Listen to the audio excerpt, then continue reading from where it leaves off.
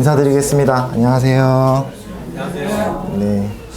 매번 이렇게 올 때마다 이렇게 긴장이 되고, 근데 이렇게 많은 분들이 자리해 주셔서 참 감사하다는 생각이 들었습니다.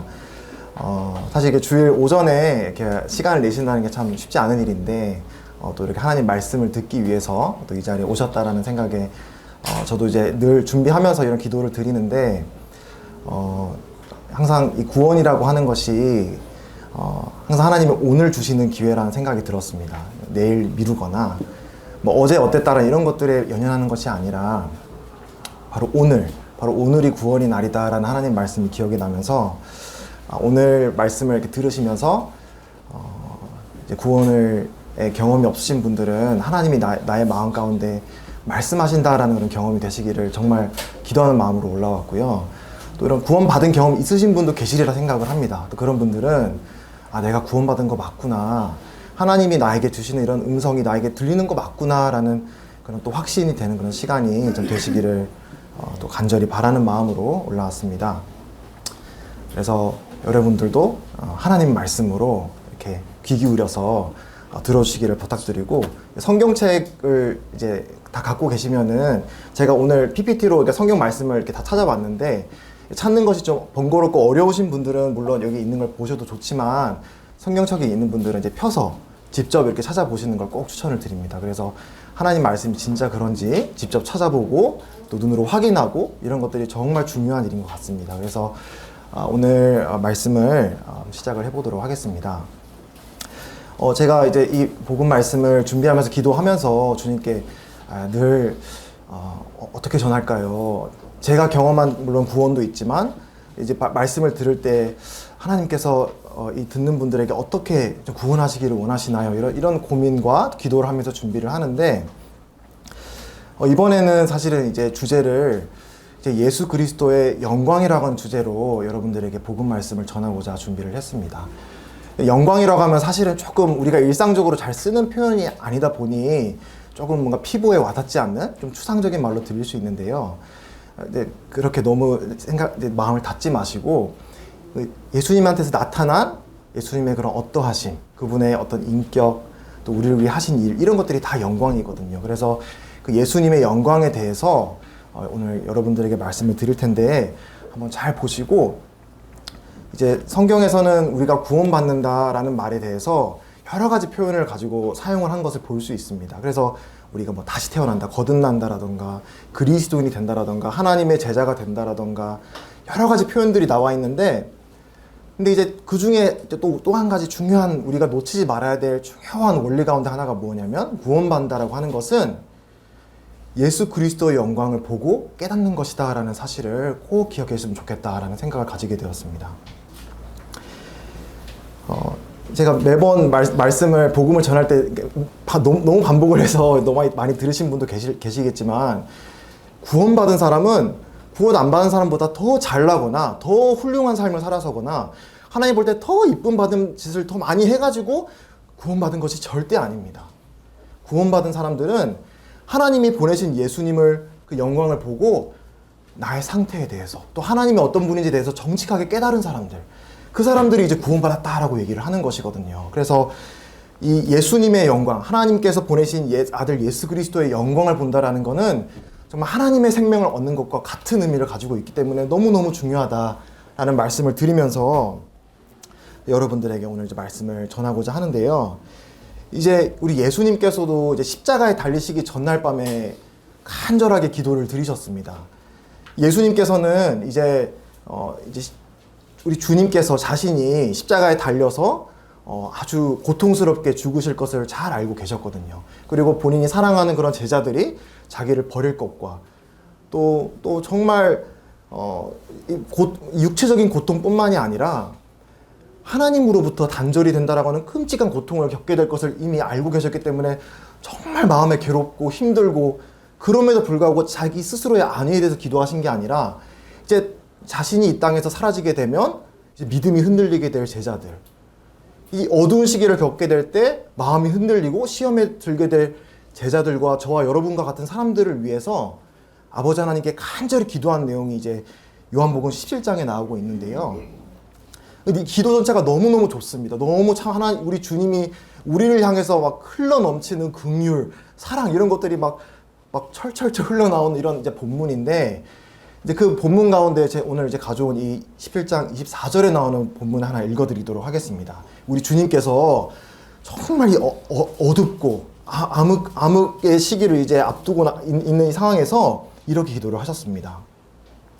아버지여, 내게 주신 자도 나 있는 곳에 나와 함께 있어 아버지께서 창세전부터 나를 사랑하심으로 내게 주신 나의 영광을 그들로 보게 하시기를 원하옵나이다 라고 기도를 하였습니다. 지금 이 상황은 말씀드렸다시피 아주 어두운 시기예요. 예수님께서 이제 생명이 다할 지금 죽음의 시기를 바로 앞두고 지금 드리고 있는 기도인데, 일단 본인에 대한 기도도 하지 않을 뿐더러 이 제자들을 위해서 기도를 하는데 제자들이 어려운 일 안 겪도록 기도하지 않으셨습니다. 제자들이 조금 더 좀 안 아프게 해주세요. 제자들이 이 어두운 시기를 좀 다른 길로 비껴서 다른 길로 도망갈 수 있게 좀 피하게 해주세요. 조금 더 좀 경제적으로 더 부가 나서 좀 스스로 이겨낼 수 있는 힘을 주십시오. 정치적인 그런 권력을 주셔서 이런 세상으로부터 오는 이런 압박, 공격들을 이겨낼 수 있는 이런 힘을 주십시오라고 기도하시지 않으셨습니다. 우리 주님이 제자들을 위해 아버지 하나님께 드렸던 기도는 내게 주신 나의 영광을 그들이 보게 해주십시오라고 기도했다는 사실을 보시기를 바랍니다.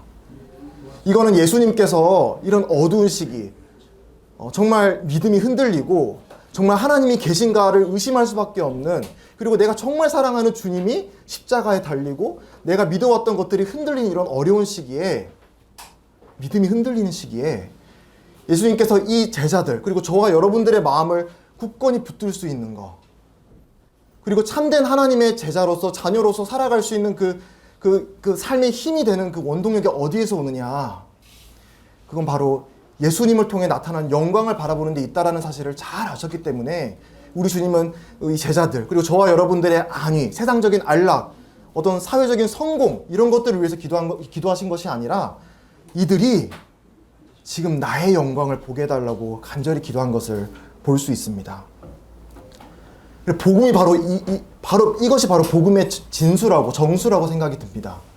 복음은 딴 것이 아니라 바로 예수 그리스도를 통해 나타난 하나님의 영광을 우리가 마음 가운데 비춤을 받게 될 때, 이분은 참된 하나님의 아드님이시구나, 이분은 정말 하나님이 보낸 분이구나 라는 것을 우리 마음 가운데 깨닫고 전에 없던 내 안에 있던 죄에 대해서 깨닫게 되는 것이죠. 또 전에 없던 하나님에 대한 사랑을 우리 마음 가운데 피어나게 되는 것입니다. 근데 그런 우리 마음의 그런 드라마틱한 변화, 우리 그런 마음의 변화, 이 생명의 시작, 이게 어디서 나오느냐? 우리의 여건이 갖추어지고 어려움들이 하나님이 기적을 베푸셔가지고 우리 어려움들을 없애주시고 하면은 우리가 하나님을 믿고 우리가 하나님의 자녀처럼 살아가는 것이 아니라 우리 그리스도인의 힘, 하나님의 생명이 우리 삶 가운데 막 폭발적으로 터져 나오는 그 비결, 그 근원은 어디에 있느냐? 예수 그리스도를 통해 나타난 하나님의 영광이 우리 마음 가운데 비추어지게 될 때 우리가 정말 참 사람이 되는 것이고 하나님 앞에서 정말 우리의 목적에 맞게 살아가는 삶을 살아갈 수 있다. 그걸 우리 주님께서 잘 아셨기 때문에 이 어두운 시기에 본인의 몸 하나 건사하기도 정말 버거운 그런 시기에 예수님께서 우리를 위해서 이렇게 기도를 하신 겁니다. 이 나의 사랑하는 제자들이 나의 영광을, 아버지께서 주신 이 나의 영광을 그들이 보게 해주십시오, 하나님. 그리고 놀랍게도 하나님께서는 이 2000년 전에 드렸던 이 예수님의 기도에 응답하셔서 지금 오늘도 예수님을 한 사람씩 믿어가는 분들이 계십니다. 그 역사는 바로 하나님이 이 기도에서 응답하고 계신 거예요. 우리의 상황에 둘러싸이는 환경에도 불구하고 정말 하나님이 정말 계신지 의심이 되는 그런 어두운 상황에 있는데도 불구하고 이 말씀을 통해 나타난 우리 예수님의 영광을 마음 가운데 비춤을 받고 이분이 날 사랑하시는 분 맞네. 이분은 정말 참 하나님의 아드님 맞네. 라고 하고 이제 깨달아가는 그 사람들이 지금 오늘도 한 사람씩 계시는 거거든요. 근데 그게 바로 하나님께서 이 사랑하는 아들 예수님께서 드린 이 기도에 대해서 응답해 가시는 거라고 우리들은 믿고 있습니다. 그래서 우리가 구원받는다라고 했을 때 정말 우리가 지금 여기 계시는 믿는 성도님들이 여러분들에게 구원받으셔야 된다라고 간곡하게 이렇게 권유하고 기도하는 그 이유가 다른 데 있는 것이 아니라 바로 예수님의 영광을 바라보시라는 데 있는 것입니다. 그래서 이제 그러면 이제 주님의 영광을 본다라는 게 이만큼 중요한 일이라면 그럼 우리 내게 주신 나의 영광, 우리 예수님의 영광이 무엇인지에 대해서 우리가 알아야 될 필요가 있겠지요.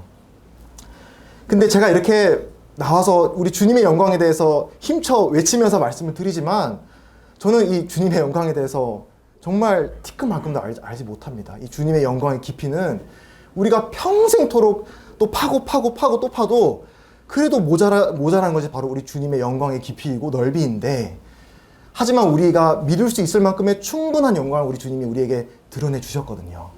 그래서 제가 허락하는 저의 또 최선을 다해서 또 성령님께 의지해서 여러분들에게 이 성경을 통해 나타난 우리 예수님의 영광, 이 영광이 여러분 마음 가운데 오늘 비추어져서 예수님 맞구나, 이분 내가 믿을 만한 분이구나 라는 걸 깨달으시기를 오늘 기도하는 마음으로 올라왔습니다.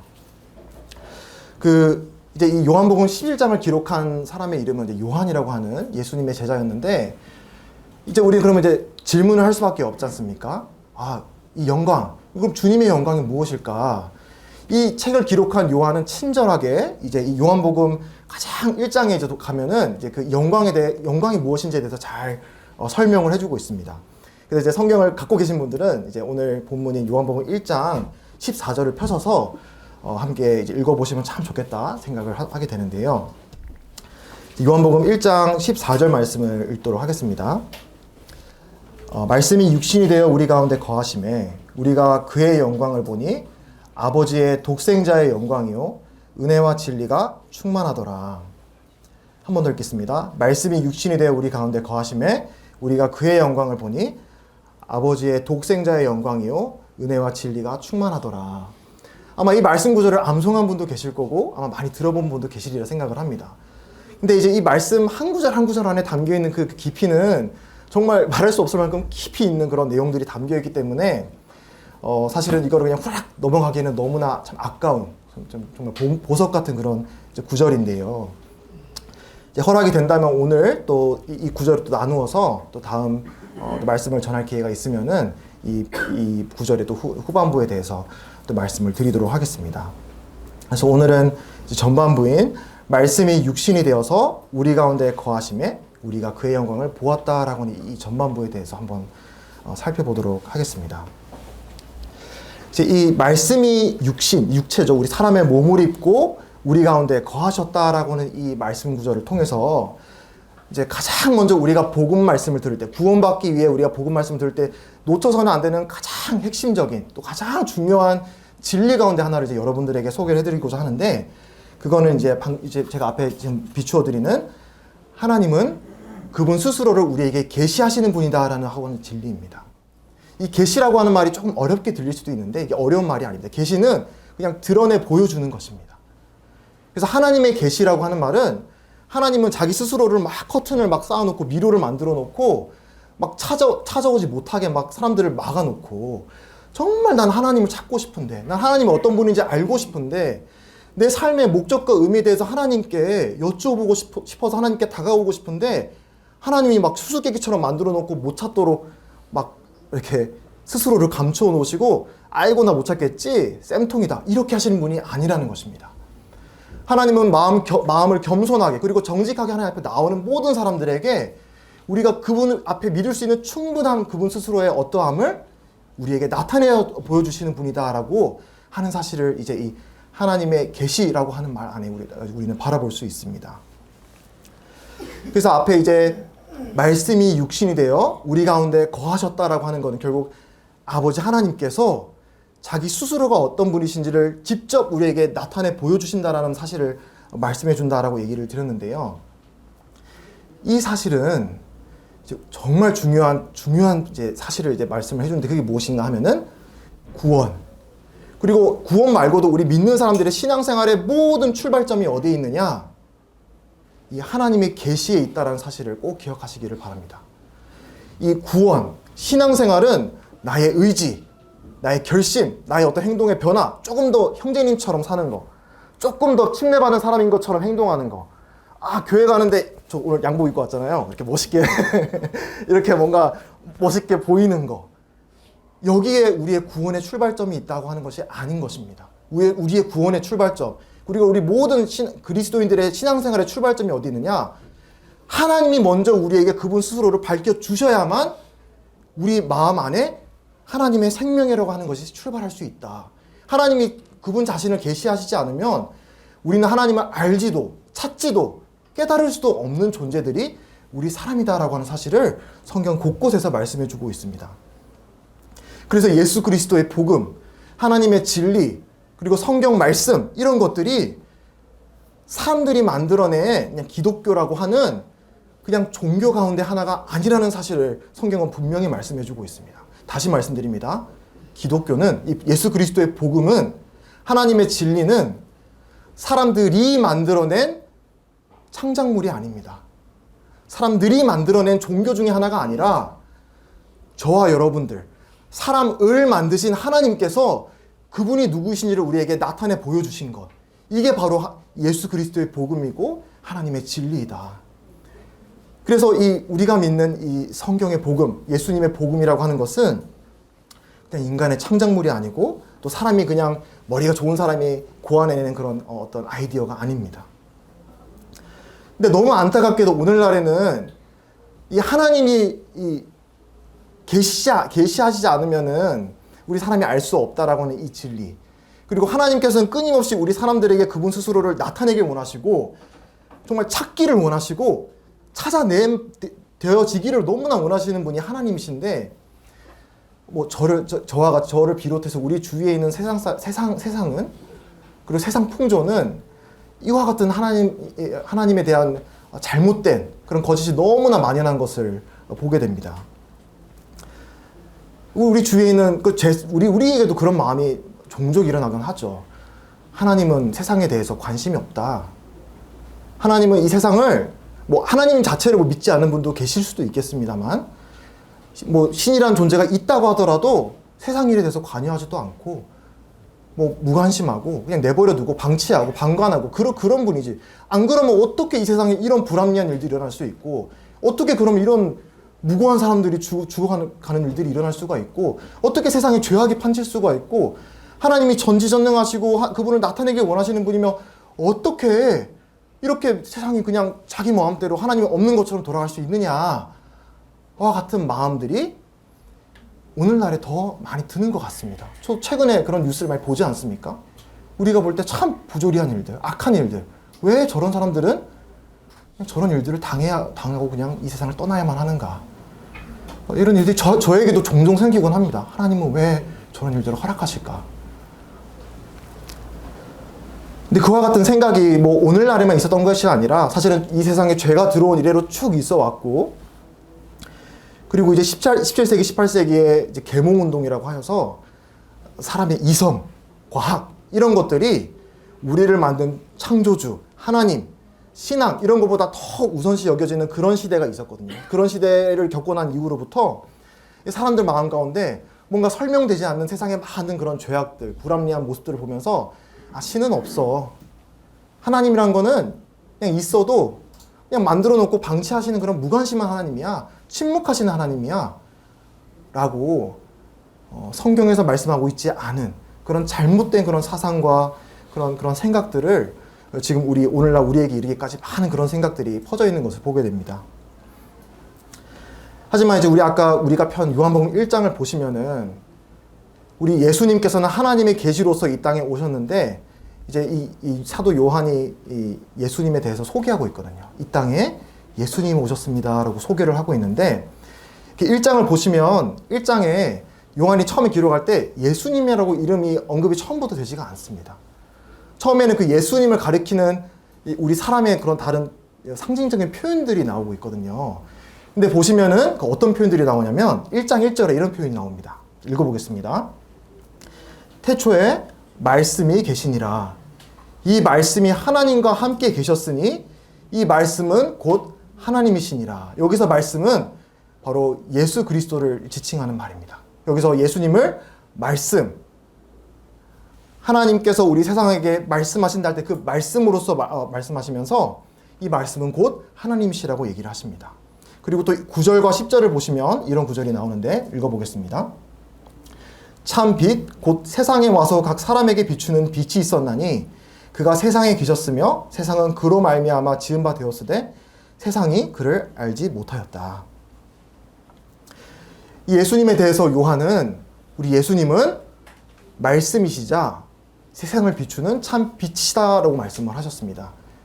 이거는 하나님이 이 세상에 대해서 침묵하시고 그리고 사람들이 어떻게 살아가든 방관하시고 그냥 등을 돌린 채 모른 채 하고 살아가시는 하나님이 아니시라 우리 사람들에게 말씀하시고 또 각 사람의 마음 가운데 빛을 비추시는 분이다라는 사실을 이 예수 그리스도를 통해 나타내셨다라고 요한은 기록하고 있는 것입니다. 그리고 성경의 다른 책인 히브리서에서도 이렇게 말씀을 하십니다. 히브리서 1절과 2절에 이렇게 말씀을 하시는데 제가 조금 더 쉬운 세 번역으로 제가 이렇게 올려놨습니다. 세 번역으로 1, 2절을 읽도록 하겠습니다. 히브리서 1장 1절 2절입니다. 하나님께서 옛날에는 예언자들을 통하여 여러 번에 걸쳐 여러 가지 방법으로 우리 조상들에게 말씀하셨으나 이 마지막 날에는 아들을 통하여 우리에게 말씀하셨습니다.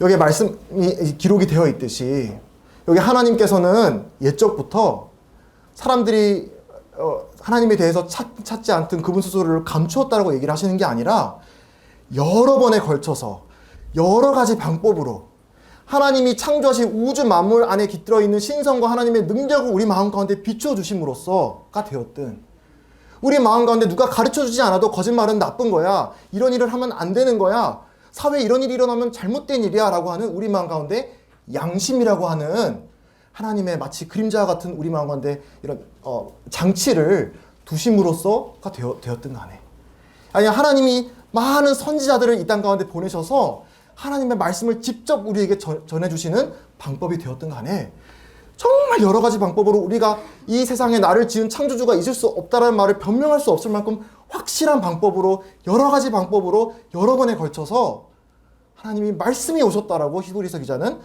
기록하고 있습니다. 근데 더 중요한 거는 이와 같이 끊임없이 옛적부터 하나님께서 우리에게 큰 소리로 명진아 내 말 좀 들으렴 하고 외쳐오셨던 것뿐만이 아니라 이제 이 마지막 날에 아들을 통하여 우리에게 말씀하셨다라고 말씀을 하십니다.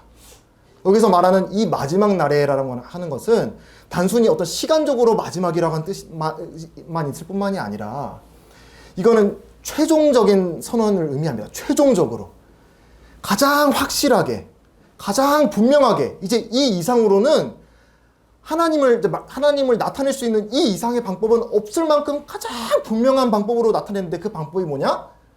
아들을 이 땅에 보내시는 거.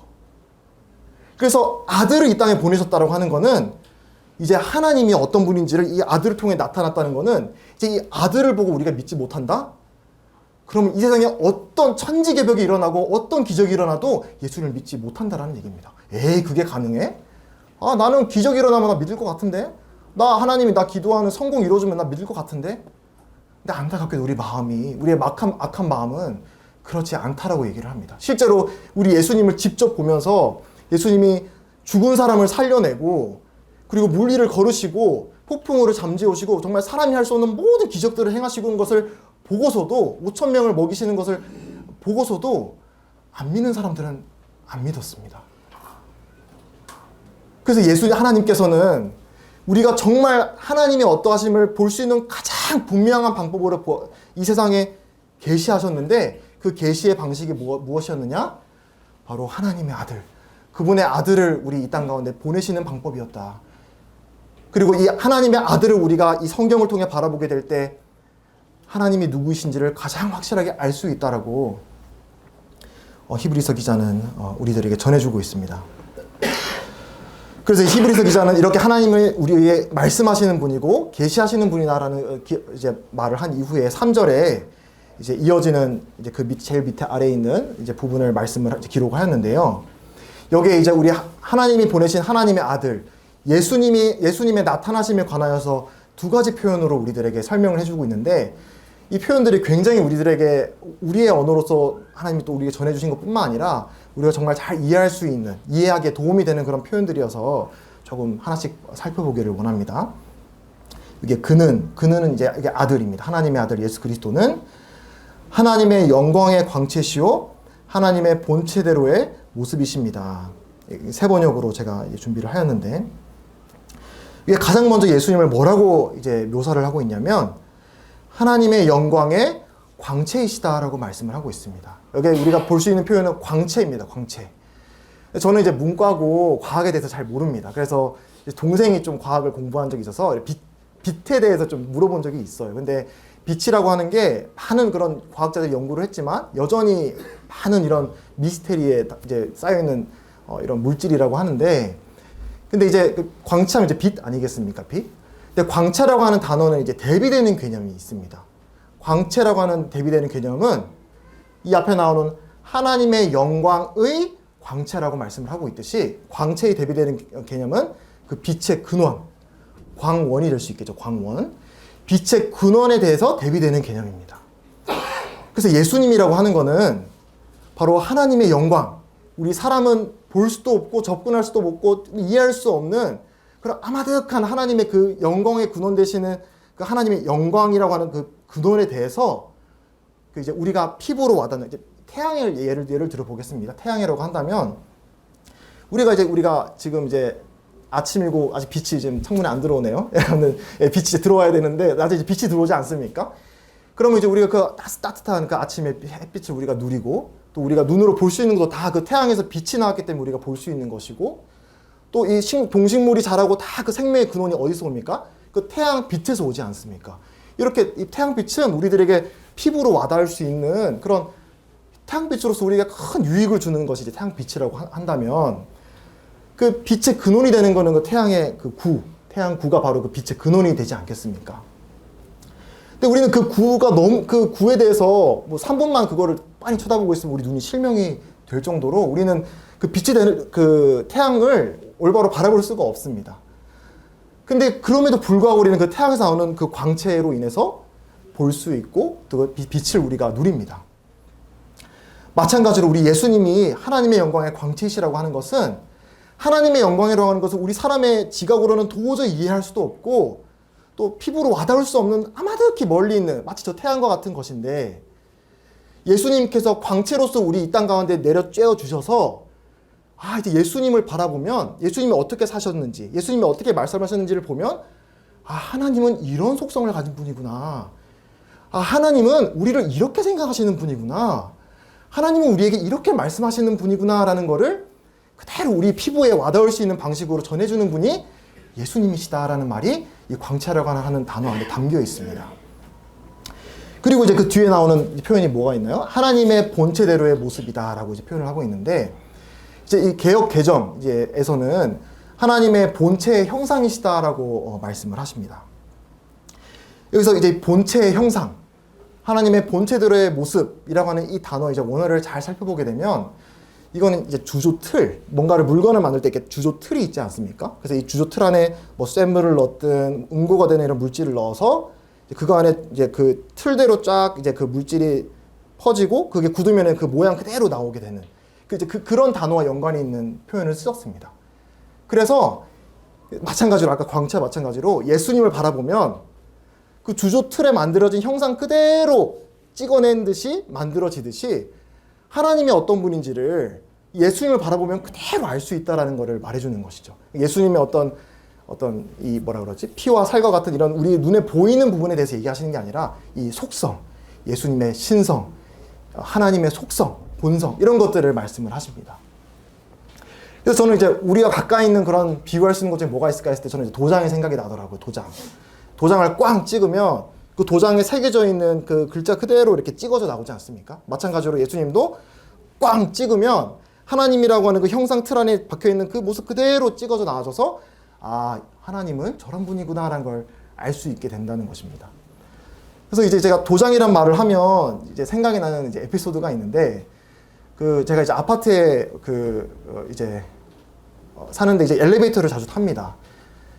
그래서 엘리베이터 타서 이제 왔다 갔다 하는데 이제 거기 6층에 할머니가 한 분이 사시거든요. 할머니가 한 분 사시는데 거기 이제 부부가 사시는데 꽤 자주 계속 마주쳐요. 그래서 제가 이제 아들이 갓난아기 아들이 한 명 있는데 데리고 왔다 갔다 하는데 6층에서 꼭 할머니가 타시면은 그 엘리베이터에서 타시면서 꼭 하시는 말씀이 있어요. 저희 알거든요. 저를 보면서 항상 기억을 하시는데 아이고 인감도장이네 그려 이렇게 얘기를 하시는 거예요. 근데 저는 그 말 처음 들어봤어요. 근데 이제 유추가 되잖아요. 인감도장이네 그려 하면은 아들과 아버지가 이 모양새가 똑같이 생겼네라는 뜻이지 않겠습니까?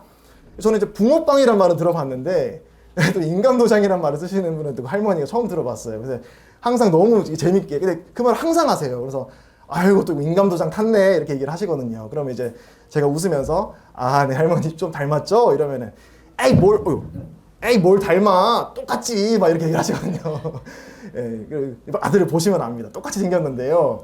근데 이제 그런 단어를 이제 인감도장 그건 거죠. 우리 예수님을 바라보면 하나님의 아들로서 하나님이 누구신지를 그대로 보여주시는 분이 바로 아들 예수 그리스도이시다라는 사실을 이 단어에서 우리는 발견하게 되는 것입니다. 그래서 우리는 이 앞에 이제 말씀이 육신이 되어 우리 가운데 거하심에라고 하는 이 구절을 통해 또 히브리서가 전해주고 있는 예수님을 통해 하나님이 우리에게 말씀하셨다라고 하는 이 말씀을 통해서 바로 예수님이야말로 하나님이 우리에게 그분이 어떤 분인지를 또 우리 자신이 누구인지를 깨우쳐줄 수 있는 가장 확실한 계시이시다. 이거를 여러분들에게 꼭 이 성경에서 말씀해주고 있다라고 전해드리고 싶었습니다. 그래서 여러분들이 혹시 마음 가운데 하나님에게 그 이상의 특별한 어떤 이렇게 하면 내가 하나님을 좀 더 보여달라.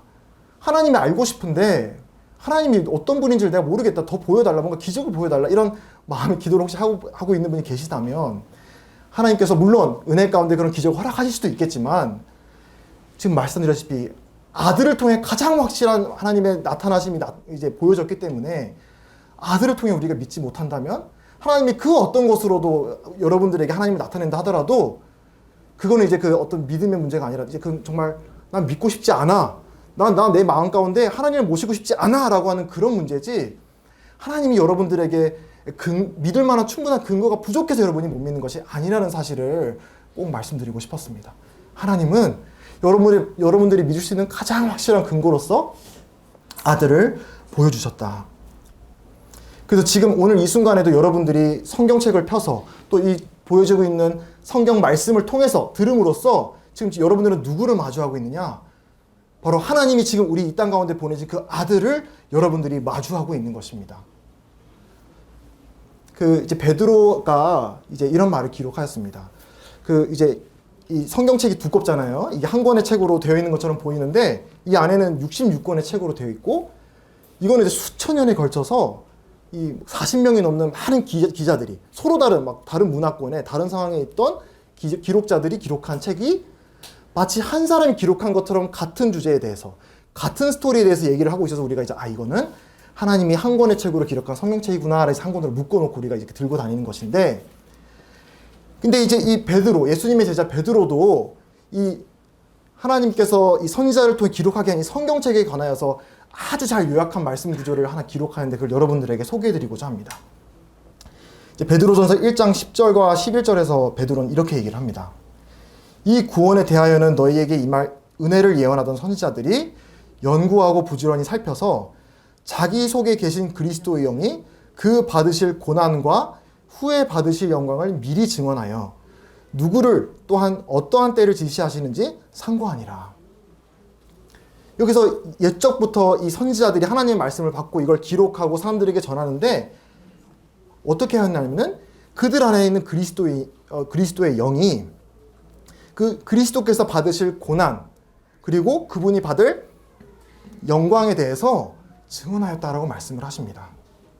그래서 우리가 성경을 이 베드로의 말에 빌려서 한 표현으로 이제 그럼 요약을 한다면 성경의 주제는 예수 그리스도의 고난과 영광입니다. 이 책은 창세기부터 요한계시록에 이르기까지 그걸 말하고 있어요. 예수 그리스도의 고난과 그 받으실 영광에 대해서 우리들에게 증언하고 있습니다.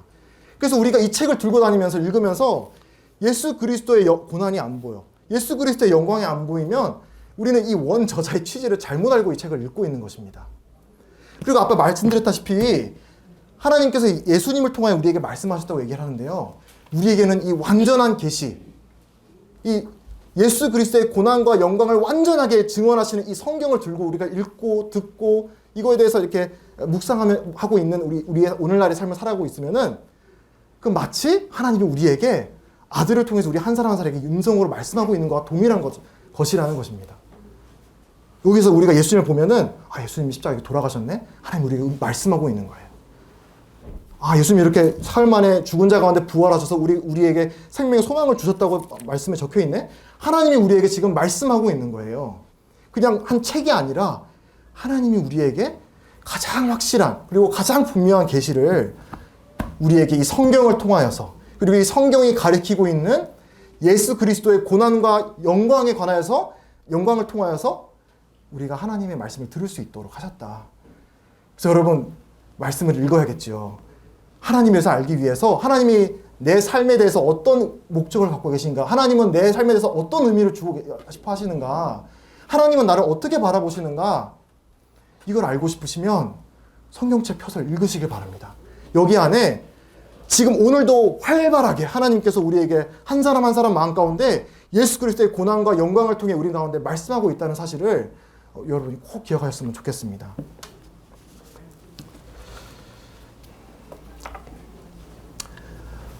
네, 또 시간이 많이 되어서 이제 오늘 요한복음 1장 14절에 이제 마지막 부분 한 구절 한 표현만 더 이제 바라보고 이제 살펴보고 이제 마무리를 하도록 하겠습니다. 이제 말씀이 육신이 되어 우리 가운데 거하심에라고 하는 표현을 우리가 아까 살펴보았는데요. 여기에 이제 거한다, 거하심에라고 하는 이 단어가 이제 구약 시대에 어떻게 쓰였나 다 이렇게 살펴보게 되면 이 단어는 구약 시대 성막이라고 하는 것과 이제 관련이 되어 있는 단어입니다. 성막에 사용된 단어가 여기에 거하심에 사용되어 있습니다. 성막이 무엇인가? 이제 교회 오래 다니시고 성경을 잘 아시는 분도 계실 거고 안 그런 분도 계실 수도 계시는데 이 성막은 하나님께서 하나님의 백성인 이스라엘 사람들 가운데 거하실 때 그 거하셨던 장소, 지금 제가 이제 그 성경의 말씀에 따라 이제 적혀 있는 그대로 표현한 그 그림을 제가 올려놨는데 뭐 화려하지 않습니다. 굉장히 초라해 보이는 천막이거든요. 이 천막 안에 하나님께서 이제 이스라엘 백성 가운데 거하실 것을 약속을 하셨는데 이 성막을 통해서 우리가 교훈받을 수 있는 것은 하나님은 우리와 인격적으로 만남을 가지기를 원하신다라고 우리가 알 수 있습니다. 하나님은 아까도 말씀하시는 분이라 하시잖아요. 우리랑 상관없이 침묵하시고 등 돌리고 외면하시는 분이 아니라 우리에게 말씀하시고 계시하시고 그분 스스로를 나타내시길 원하는 분인 것처럼 그 이상으로 하나님은 어떤 분이냐? 이제 말씀하는 데서 끝나는 것이 아니라 우리 안에 거하시길 원하세요. 우리와 인격적으로 만나서 마치 남편과 아내가 친밀하게 알아가면서 서로 평생토록 서로 사랑을 나누어 가듯이 하나님께서는 우리와 함께 피조물인 우리와 함께 인격적으로 만남을 갖고 우리가 누구이신지를 잘 교제 나누기를 원하시는 분이 하나님이시라는 것을 이 성막이라고 하는 주제를 통해 또 하나님이 우리 가운데 거하셨다라는 표현을 통해 우리가 알 수 있습니다. 근데 이제 문제가 있어요. 문제가 무엇인가 하면은 이제 여기 보이시는 이 장막 구조도를 이제 위에서 본 것인데 여기에 파란색으로 되어 있는 이 부분이 지성소라고 하는 부분이었습니다. 지성소. 그래서 이 지성소라고 하는 작은 공간 안에 하나님께서 내가 이곳에 특별히 이제 거룩하게 임재하겠다. 내가 거하겠다라고 하나님께서 약속을 하셨는데요. 이 문제가 무엇이냐 하냐면은 하나님이 우리 사람과 만나고 싶어 하시거든요. 이스라엘 백성과 함께하고 싶어 하시고. 근데 문제는 하나님의 그 거룩이라고 하는 속성. 하나님은 100% 정의로우시고 100% 공의로우셔서 0.00001%의 죄도 용납할 수 없는 분이라고 하는 것입니다. 그분의 속성 자체가. 그분이 막 뿔 달린 막 그런 괘씸한 사람이어서 우리를 막 싫어하시는 분이 아니라 그분이 100% 공의로우신 분이기 때문에 0.00001%의 죄도 용납할 수 없는 거룩하고 깨끗하신 분이기 때문에 그 죄를 가지고 있는 인간이 그 거룩한 하나님의 임재 앞에 나오게 될 때 그 인간은 그 죽음을 면할 수가 없는 그런 큰 장벽이 존재하게 되는 것입니다. 그래서 하나님이 사람들이 죽지 않도록 이렇게 막아 놓으신 거예요. 그래서 그 죄의 문제를 해결하고 나서 하나님 앞에 나오도록. 근데 또 심지어는 그 죄의 문제를 해결하기 위해서 수많은 동물들이 피를 흘려야만 했습니다. 그래서 이 염소, 양, 송아지 이런 것들이 죽고 또 죽고 피를 흘리고 또 흘리고 또 흘리고 하면서 이제 나의 죄 대신에 이 대속물, 나를 대신해서 이 죄값을 치르는 대속물의 죽음을 치르고 나서, 그리고 나서야 하나님 앞에 나올 수 있는 것이 이 기성소였습니다. 또 그냥 나올 수 있느냐? 모두가 나올 수 있느냐? 아니었습니다. 딱 1년에 한 번 이스라엘 사람 가운데 대제사장으로 뽑혀있던 한 사람만이 자기의 죄와 또 백성의 죄를 다 치르는 수많은 동물의 피를 흘리고 난 다음에야 들어갈 수 있었던 것이 바로 이 지성소였다. 그래서 우리가 하나님을 굉장히 그냥 편한 분, 그냥 친구 같은 분, 물론 하나님이 우리에게 친구 같은 분으로서 다가오셨는데 하나님은 거룩하신 분입니다. 잊어서는 안 되는 게 하나님은 거룩하신 분이고 이 죄 아래에 있는 우리는 태생적으로 하나님을 거역해서 하나님을 주인 모시기 싫어하고 내가 내 주인 되어서 살아가길 원하는 우리 사람으로서는 이 죄라고 하는 문제를 해결받지 않고는 하나님 앞에 나아갈 때 죽음을 면할 수가 없습니다. 그게 하나님의 거룩이라고 하는 속성 때문입니다. 그럼 그럼 예수님께서 말씀이 육신이 되어서 이 땅 우리 가운데 거하셨다, 이 성막이라는 말을 쓰면서 거하셨다라고 하셨을까? 그 이유가 이제 히브리서 10장 19절 20절에 잘 나와 있는데 바로 이게 우리가 복음을 전하는 또 이제 그 중심된 메시지이기도 합니다. 제가 세 번역으로 읽도록 하겠습니다. 그러므로 형제 자매 여러분, 우리는 예수의 피를 힘입어서 담대하게 지성소에 들어가게 되었습니다. 예수께서는 휘장을 뚫고 우리에게 새로운 살 길을 열어주셨습니다. 그런데 그 휘장은 그의 육체입니다. 이제 예수님께서 사람의 몸을 입고 이 땅 가운데 오신 목적 가운데 하나, 말씀이 육신이 되어서 우리 가운데 거하신 이유 가운데 하나, 이제 우리는 그걸 성육신이라고 합니다. 예수님이 사람의 몸을 입고 이 땅 가운데 오신 이유는 바로 지금 여기 적혀 있는 것처럼 이제 더 이상 효력이 없는 동물들의 죽음이 아니라 이제 우리들의 모든 과거와 현재와 미래의 모든 죄를 넉넉히 씻고도 남는 예수님이 몸으로서 죽기 위해서 이 땅에 오셨다라고 얘기를 하시는 겁니다. 그래서 히브리서에서는 그거를 영원히 단번에 드려진 제사를 예수님께서 드리셨다라고 말씀을 하고 계세요. 그래서 이제 우리가 더 이상 이 거룩한 하나님의 임재 앞에, 이 지성소라고 되어 있지요. 이 지성소 앞에 하나님 앞에 나아가서 하나님을 기뻐하고 하나님과 교제하고 하나님의 말씀을 듣는 데 있어서 그 어떤 거리낌도 없는 이유가 뭐냐? 이제 그 어떤 주저하고 망설일 이유가 없는 이유가 뭐냐? 예수님께서 본인의 육체를 파괴시키셔서 그 마치 그 지성소와 바깥 세상을 가로막고 있던 휘장이 있었듯이 그 가로막고 있던 커다란 휘장을 위에서 아래로 찢으심으로써 그 본인의 육체를 찢으심으로써 이제 휘장이 열리고 이제 우리가 그 지성소 안으로 들어갈 수 있게 예수님이 활짝 우리에 대한 대가를 다 지불하시고 열어놓으셨다. 그리고 이제 그 들어갈 길이 뭐다? 우리가 우리에게 새로운 살 길을 열어주셨다라고 선포하십니다. 여러분, 이게 복음입니다. 새로운 살 길이 열렸습니다. 예수 그리스도께서 육체 가운데 죽으시고 사흘 가운데 부활하심으로써 이제 우리는 이제 하나님의 거룩한 임재 앞에 우리가 나아올 때 우리에게 죽음을 요구하신 게 아니라 아드님의 피를 보시는 겁니다.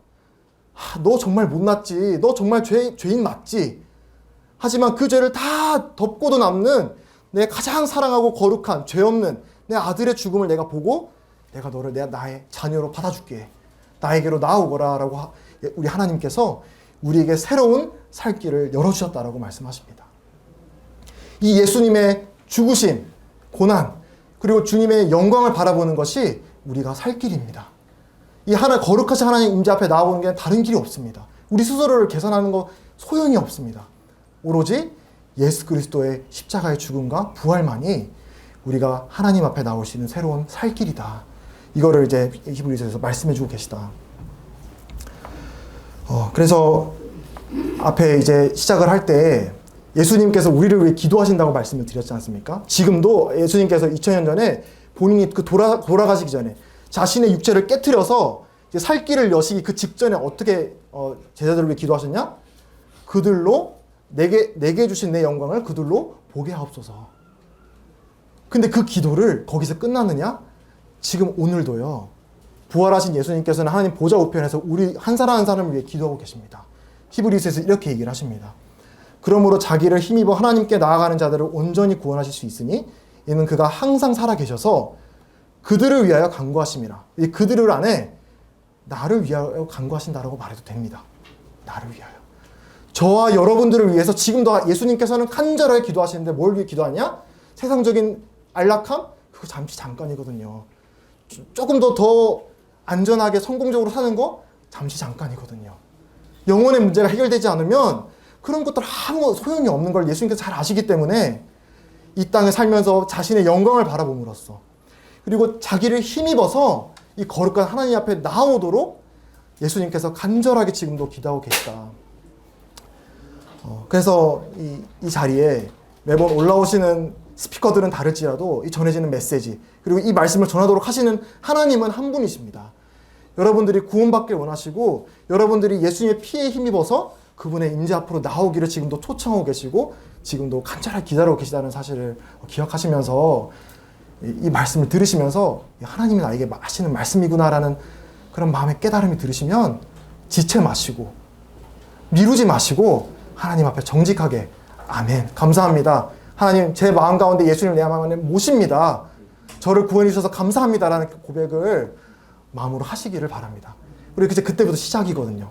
그때부터 이제 그게 끝이 아니라 그때부터 이제 하나님과 또 우리를 가장 사랑하는 우리 주 예수님과 하루하루를 이제 동행해가는 그 여정의 시작이 되는 것인데 그 여정을 하루빨리 시작하시기를 간절히 바랍니다. 네, 이상으로 말씀 마치겠습니다. 감사합니다.